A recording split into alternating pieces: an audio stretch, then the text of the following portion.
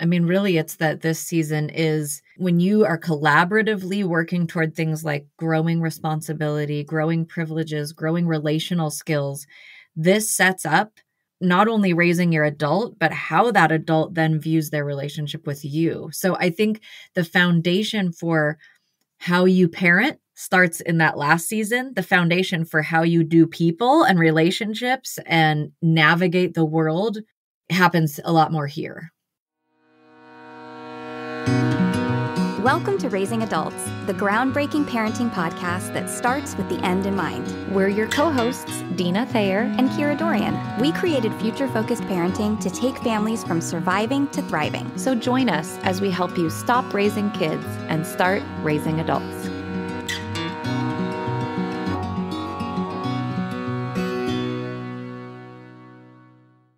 Hello, future-focused parents. Welcome to another episode of Raising Adults. Kira and Dina with you today, and we're actually in the middle of a short series on the different ages and stages of raising your adults. And so last week, we talked about the age range of 0 to 5 and what that looks like when you're laying a foundation for being future focused in your parenting. And today we're going to talk about 5 to 10-year-olds and next week 10 and up. But the framework we're using is one that we've talked about before in terms of chores. And that's I do it, we do it, you do it. So that 0 to 5 age range that we talked about last week was really the I do it phase. It's where parents are getting used to the vocabulary and the actions of being future focused. And they are also really feeding that to their children, helping them with, hey, it looks like you feel frustrated, for example, giving them emotional language, helping set up their day, like with sleep and eating and all of those things, helping with very beginning chores or beginning problem solving with siblings. And that it's really falling a lot to the parent in those early years to do those things. And it comes through a lot of repetition. And we talked about how that can also feel tiring, that whole broken record phase of parenting. And so today we're moving into where you get to start to see the fruits of some of this, but there's a real collaborative piece with parents and children working together to continue this journey of raising adults. So before we dive in, Kira, how are you today? I'm doing well, thank you. How are you? I am well. I've said before, I've outed myself that as much as I love all the fun of summer, I tend to kind of like this time of year where things kind of get a little semblance of routine again. So I'm good. And I also am enjoying this series. I like anything that is linear and has like a system to it. So this is fun for me. Yeah. It is nice to have my children not at home anymore. I bet. I love them so.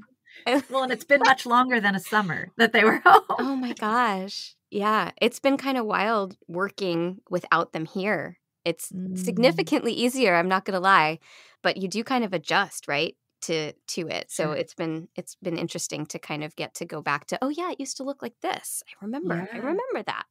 Do you ever look back and go, how in the world did I do that with them home for so long? Yeah. Not just me. How did they do that? I mean, how did we all do that?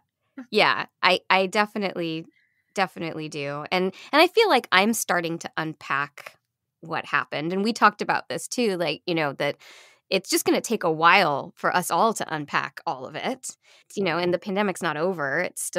We're still in it. But I think because of the back to school and having a little bit of space, I am starting to feel some feels, and like some of the stuff that I just couldn't let myself deal with during that time is coming up. And I'm realizing, we talked about this a little bit at the end of last season, but I don't think I'm the same person that I was coming into this. And I'm not convinced I'm like a better version of myself. Like I'm way more socially awkward. I burn out socially a lot faster. I have very little patience for like small talk or being talked at, where like I'm just, my fuse is super short, and it's just going to take a while to unpack that. So I'm grateful for the space that I have to do that. Yeah. But yeah, it's a journey, man. And I'm sure for everyone, because I'm not unique. I'm not the only one dealing with that. So yeah. No, I'm sure you are not an anomaly. And how candid to say, I've changed and I'm not sure that it's been improvement. I definitely don't think it's an improvement. Oh, well, let's talk about this age range. It's a good one because you do get to at least start to see the fruit of all that hard work in that earlier season. And plus you have two people up like at the tail end of this range going into the next one, right? So I'll be really 10. curious what you're experiencing. Yes, they just turned 10. And actually, I realized I did not share the birthday chore privilege. You should do that. Yeah. So actually, I didn't give a birthday chore this year because they picked up so much extra responsibility during the pandemic, just naturally, that I said to them, you know what? I feel like you guys do enough around here. I really do. I feel like you're really amazing contributors to our household, and we ask a lot of you, and I don't really feel like this year I need to add anything to that. And so they were super duper thrilled. And a lot of the freedom this year that we talked about, because again, it wasn't anything specific this year, but I am just doing a much better job, and I've expressed this to them of like just letting them be outside and, you know, running around our neighborhood, and I don't have my eyeballs on them all the time in the same way, and they're enjoying that freedom, and I'm feeling like they're really responsible and capable. There's a little library, you know, down the street, and we did a practice run where I said, I'm going to let you walk to the library and back by yourselves. And here's my expectation. And we gave it a try. And I said, you need to meet my expectations for me to trust that this can become a more regular thing. And they did. And so, you know, they've built that trust for me. And that's some of the freedom that they're getting this year. But yeah, it shook out differently. I was sort of surprised. I had a plan. And then when it really came down to it, I was like, no, I don't think I need to ask anything more of you this year. I think that's okay. And they were thrilled, of course. I'm sure. More freedom and less responsibility. Great. But it felt like the right thing. Definitely. Yeah.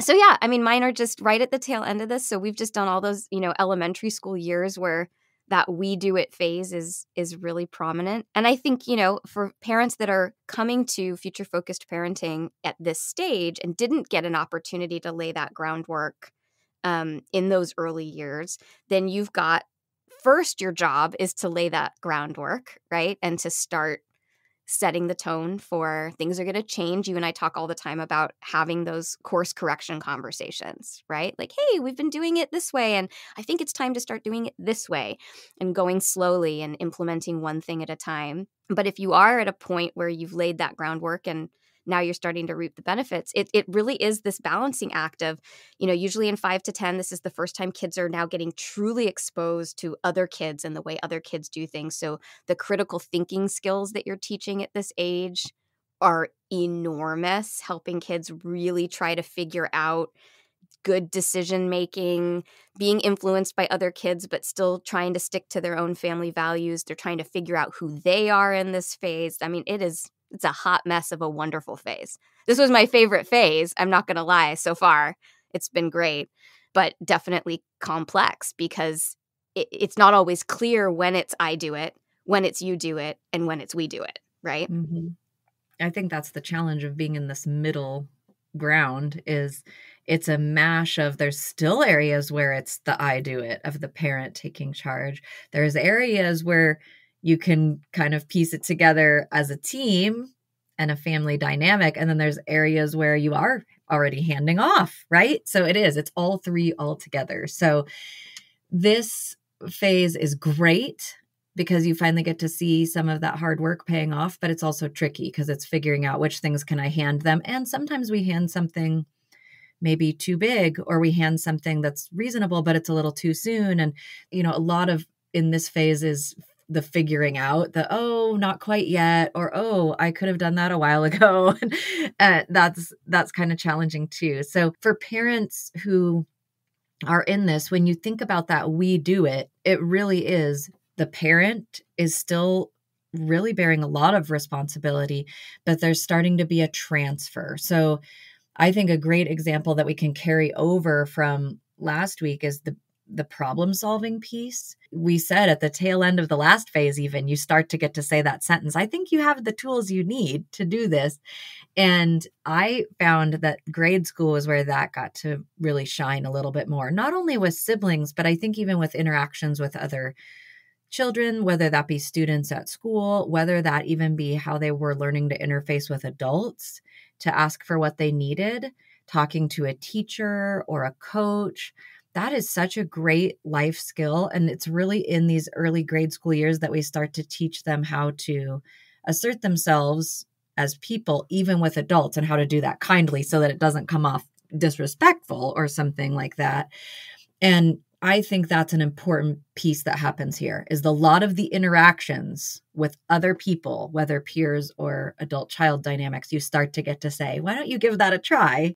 And the other, I guess the other challenge with We Do It is you've got to maintain that availability. If they try and it doesn't go so great, they may need to come back to you and still get some help. And we've got to be ready for that and not frustrated by that because they're learning and it's our job to help teach them. And so I make mistakes as I'm learning a new skill. They're going to as well. Or they might try to ask for something from an adult and maybe it comes out not as polite as it could have. And we need to help with that. Or there's a sibling squabble and they really did hit an impasse and they just need us to be that referee again for a little bit. So it's a little bit of that back and forth, but I think that's one place we start to see it shine through is those relational interactions. I don't know. What do you think? Oh, I totally agree. I have nothing to add to that. I think you nailed it. I think another area that is really important as we're being future focused in this phase is you talked a lot and so beautifully about the relationships out here and how they're navigating that and how we're kind of assisting that. And I think this is also where, from a future focus perspective, you're laying the groundwork of your relationship and the conversation space that you're creating. Because when they're little, there isn't the same level of conversation, right? They can't communicate as well. It's a lot of being physically present and emotionally present, but they're not going to be able to engage in real dialogue about what's happening for them and what to do about that. And I think 5 to 10 is where we as the parent start to demonstrate the safe space for them to come to us. So that during this age where they will come to us, I would assume, and you tell me because you have the teens, but that then in the teen years when they don't come to you as often, when they choose to, it's because you've created a safe space during this period of time. Does that make sense? It does. And that's exactly right.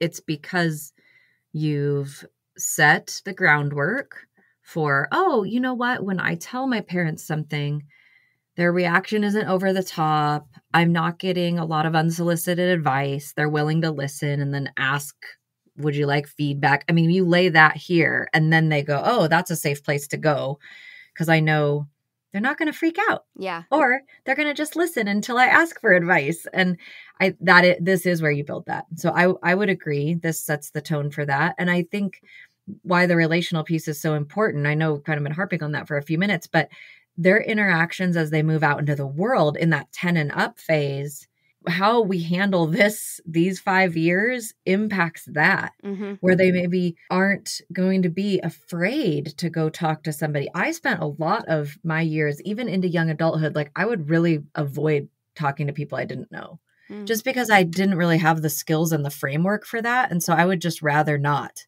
I'll call and ask how long is, open swim, but I didn't want to go talk to somebody. I would even avoid phone calls sometimes if I could, if there was a way to find it out another way. I was really happy when the internet became a thing. I was like, oh, I can just look up your business hours. This is great. So I think this is where that happens. Just little things, asking a quick question, ordering for yourself, which we've talked about on the show before, can start even in toddlerhood. Just common interactions, even with customer service people. Guess what? That's also something that if you're not taught how to do it, you're going to feel awkward for years. And I'm just speaking from experience. So I think that happens here too. But that parent-child that becomes the parent-teen, that becomes the parent-adult relationship also gets laid here. So I think that's very true. I've seen it to be true. I have now kids into their 20s who still... And I can think of one of the 5 in particular will still choose me over any of their other 4 parents.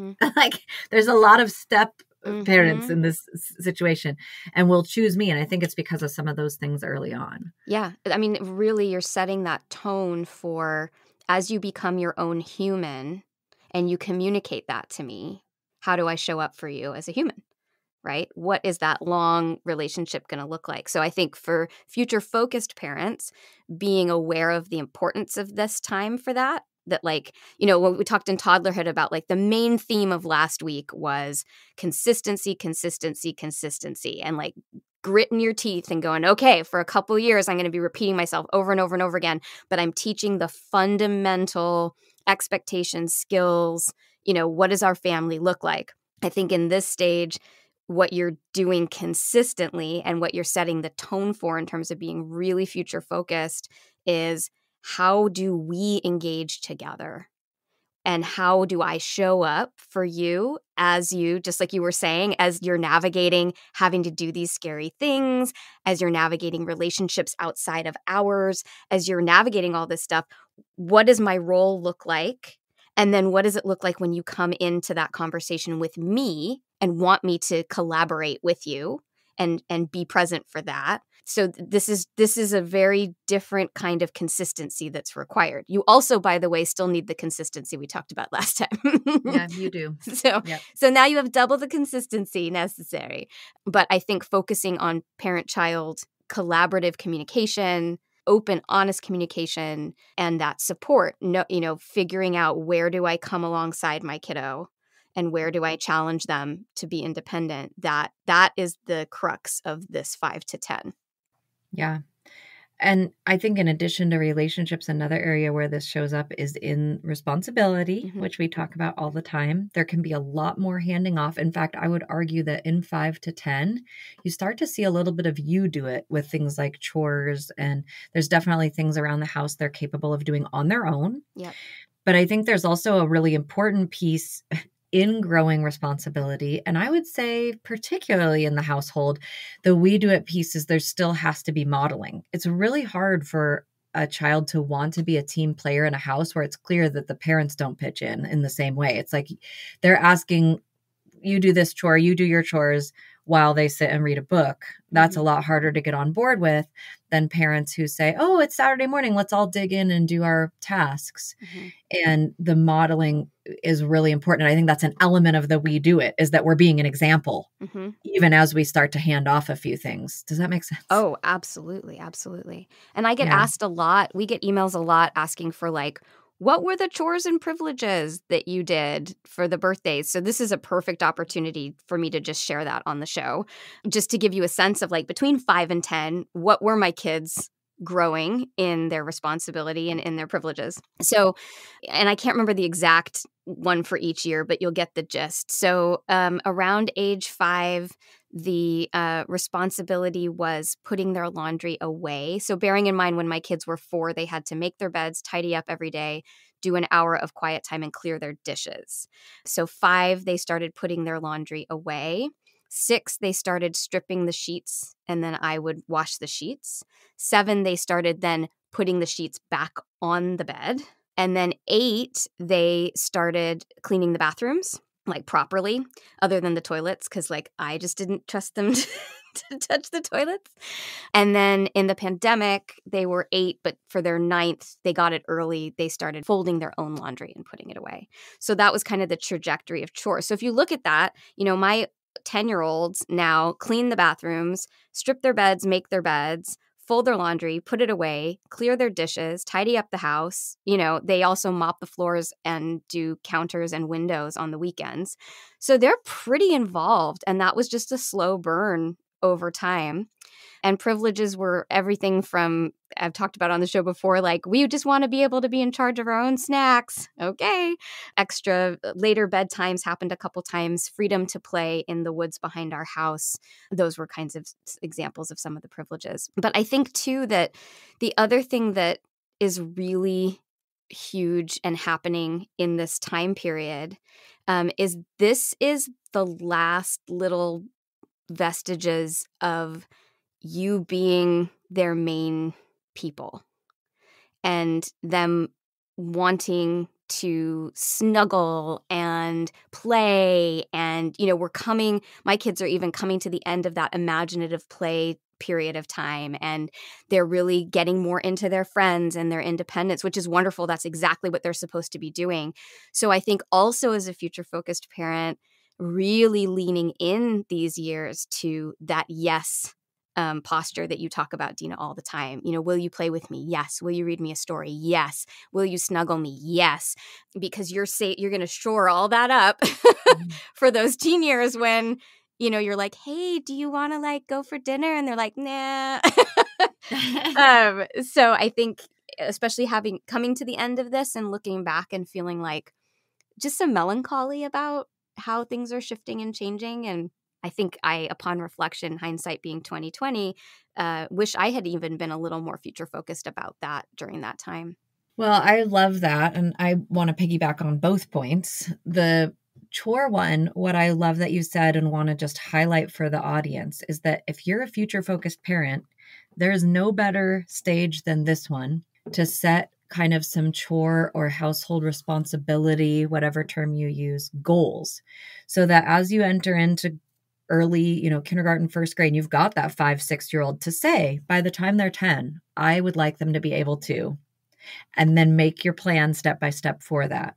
So I love the progression you described, like with the bed, the changing the sheets. That's a great one. Laundry is another one. We did that in our house too, where it started with putting it away. Then it was folding it and putting it away. And then they did the whole process. Mm-hmm. And we did it with making lunches too. So I was out by 3rd grade, which I've talked about on the show before. And that really is a key time to be doing that kind of thing. Oh, what would I like my 10-year-old to be able to do? And then make the plan for how to get there. This is a great time for that. And so I'm really glad you said that, because I think progressive goals are great. Sometimes we would even use the school year. I mean, some schools are on quarters, others are on semesters, ours are on trimesters. So when we wanted to break things into 3 steps, it was first trimester, this is what you do. When we go into the second trimester of the school year, I'm going to hand you this next part of the process, like that. So there's lots of ways to do that. So thank you for kind of bringing that out, this progression idea, because this is a great place for it, is in this season. And then what you said about this is the last little bits of like you being their person. I'll save what I want to really say more next week. But I agree. This is why I had the yes posture, because the thing that really became evident for me, it was in this span of 5 years that I held my kids for the last time, like where they were like, pick me up. It was here. Okay. And what always strikes me, moms, dads, you never know when the last time is. You don't get to know. So you don't want to wonder if the last time they asked you said no. I'm just saying. Now I'm getting wispy. Kira's crying. So I just, please, I know, and it is okay. Hear us say it is okay. Sometimes you're going to have to say, oh, can you give me a little bit? I'm making dinner, or I'm not available. I get that. Don't feel like you're the worst thing ever if sometimes you have to say no, but whenever you can, say yes. Because it does go away. And you don't know when the last time is. So think of it that way. If this is the last time they asked, what would I want to say? Well, I'd want to say yes. I can't finish the show now. Kira has dissolved. It is really like that piece. And I think I'm just so in it because I'm right at the tail end and I feel it. I can feel how the relationship is shifting. I can feel... And it's supposed to go this way. Like, it's is healthy and normal and wonderful. And I'm thrilled for them and so sad for me. And, with twins and with onlys, all your firsts are your lasts. And that is heavy, I think. Mm-hmm. And I had said to my kids, I will pick you up until you stop asking or my back breaks. And they're 10 and I still pick them up and it hurts so bad. But it's exactly what you said. Like, I'm going to hold you until you don't want to be held anymore, Yeah. So thank you for saying that. That is, that's the real deal right there. You know what we didn't do yet? We didn't do our why. Well, no, I think we should. And I think we've said it. I mean, really, it's that this season is when you are collaboratively working toward things like growing responsibility, growing privileges, growing relational skills, this sets up not only raising your adult, but how that adult then views their relationship with you. So I think the foundation for how you parent starts in that last season. The foundation for how you do people and relationships and navigate the world happens a lot more here. Yeah, well said. Oh boy. I felt all the feelings, Dina.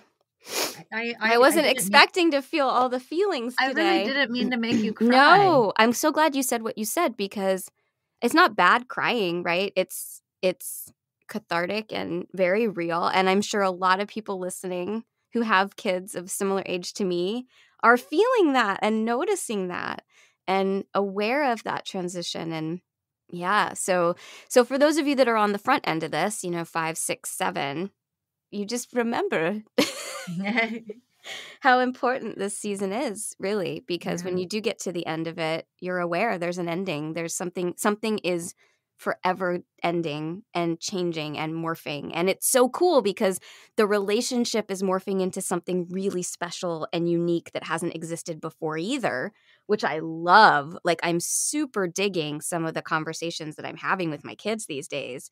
It's just like with anything with parenthood, one thing goes away and something new comes, and you're mourning the loss of the thing that left and excited about the thing that's coming. So next week we get to talk about 10 and up and those teen years, this tween, teen, young adult, as they become the you do it.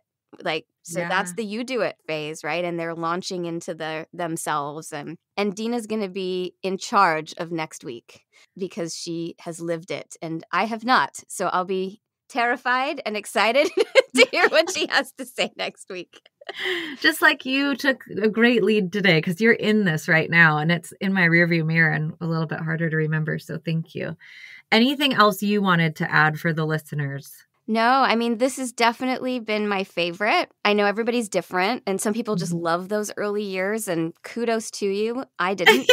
I loved their chubby little wrists, definitely, and their cute little voices. But this 5 to 10 has been stellar. I mean, absolutely stellar. And so there's a lot of joy and a lot of payoffs and a lot of reaping the benefits and all those things. This is such a joyful phase, and that perfect combo of they do still choose you. They do still want snuggles and hugs. There's an intimacy there that isn't going to last forever, but also they're developing into who they're going to be. And you get that sneak peek and that front row seat, as you say so beautifully, into who they're becoming. And so I just think this is a fantastic phase. And we have to take a moment for, this is the perfect way to end, me being tongue-in-cheek and silly. This is the phase, guys, where 2 things go away that are, well, in my opinion, some of the most annoying. And that is buckling car seats and wiping butts. Yay! Woo! That's We're ready so true. for being done with that. That's right. I love when the kids are like, I do it myself. And they figure out the little clasps and the thingies, and all you have to do is tighten it and make sure it's safe and give it a tug. You're not doing all the crazy. Yes. Oh my gosh. Not the bend over, let me. I can wipe my own I wasn't butt. sad to let that go. You know what's really cool about this phase, honestly, is if you think about it, the I do it phase is so heavy on you.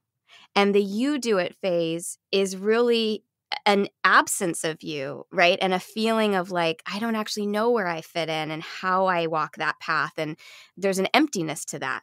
And the we do it phase is where you're together, you're a team.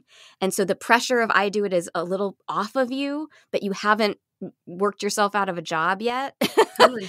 No, that's beautiful. And that's a great, exciting, and fun place. That's the sweet spot right there. No, it is. This is the second trimester of parenting right here. You're done with the morning sickness. And, the beginning, you look cute. and you look cute, but it's before you feel like a whale and can't breathe. So, it's great. This is it right here, guys. Enjoy it. Second trimester of parenting. It's good stuff. We'll be back next week to talk about 10 and up and enjoying that front row seat to your people becoming adults and how you navigate that, because it's got some interesting moving parts, but also some amazing payoff as well. So thanks for being with us, and we do hope it was helpful. And of course, in the meantime, we encourage you to follow the podcast on whatever platform you like, but also you're always welcome to listen right on our website. If you just click the podcast tab at futurefocusedparenting.com, the episodes are right there for you. So We don't want you to miss out, especially if you're enjoying this series. We want you to be making sure you get each episode as it drops. So consider doing that. And we always love to hear from you as well. So if you have a question for us, if there's maybe a topic that you'd love to hear, we can't always do all the ones we hear about, but we really do take that into consideration. And some of our favorite episodes have been things that we were asked about or were suggested to us. So if you're looking to reach us with a question or a suggestion, the email address is info@futurefocusedparenting.com. And we'll be back next week to talk about tweens, teens, and onward and upward. Raising Adults is produced by Kira Dorian and Dina Thayer and recorded partially in Kira's laundry room and partially in my coat closet. Editing by the incredible Allison Preisinger and music by Seattle band Hannah Lee. Thanks for listening.